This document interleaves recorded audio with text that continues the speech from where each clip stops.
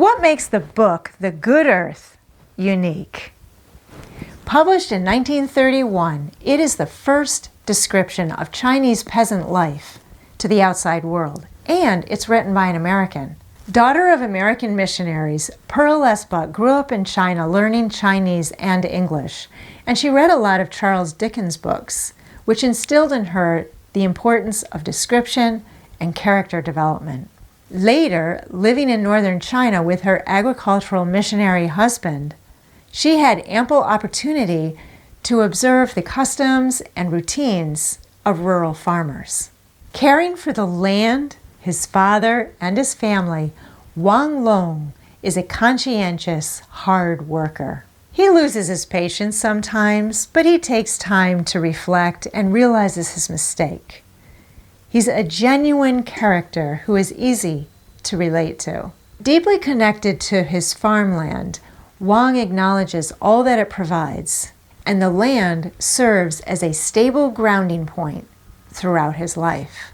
Wang also worries about how others perceive him, and this is evident on the day he is preparing for his wedding. He gets up in the morning and prepares a big tub so that he can take a bath, which is very unusual for him to bathe his whole body. He also shaves his brow, he goes to the barber, and he braids his long black hair intertwined with a black silk cord.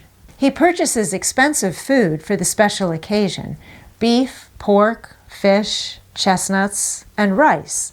Usually he would be eating corn. And he stops by the temple to burn incense to the earth god for good luck. He invites about 7 male friends and family for dinner that night, which his new wife will prepare but not take part in. There are many literary themes throughout the story: loyalty, conflict, family, poverty, wealth. And China is not a communist country in the 1920s. They have an emperor, so there's a large difference between the rich and the poor. However, the poor have the chance of acquiring more wealth. Males are valued and preferred as sons. Women are viewed as property and slaves.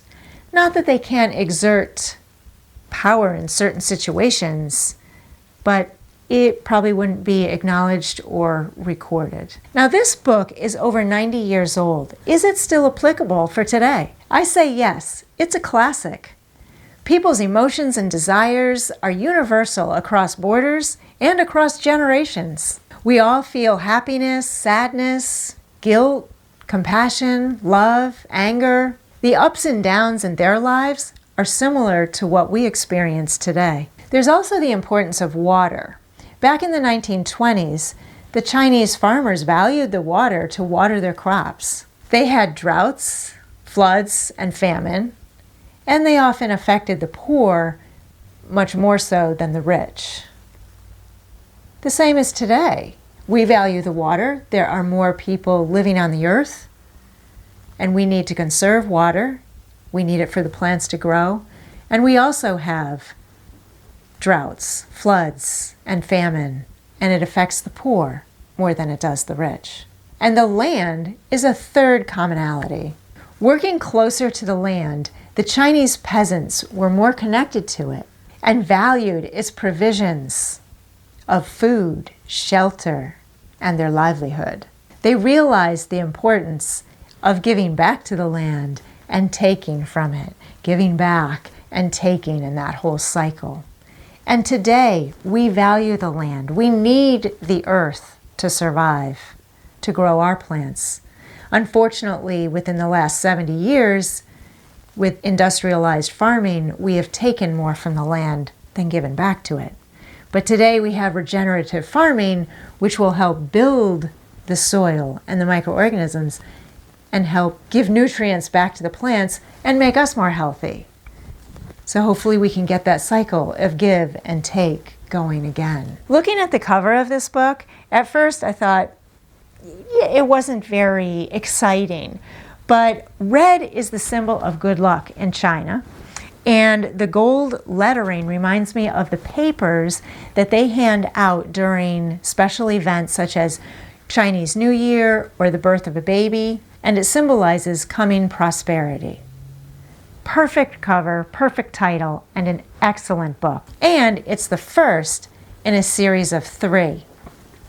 The second book, Sons, and the third book is A House Divided. I will be reading these, so look for them in the playlist. Thanks for watching. Keep reading and have a great week.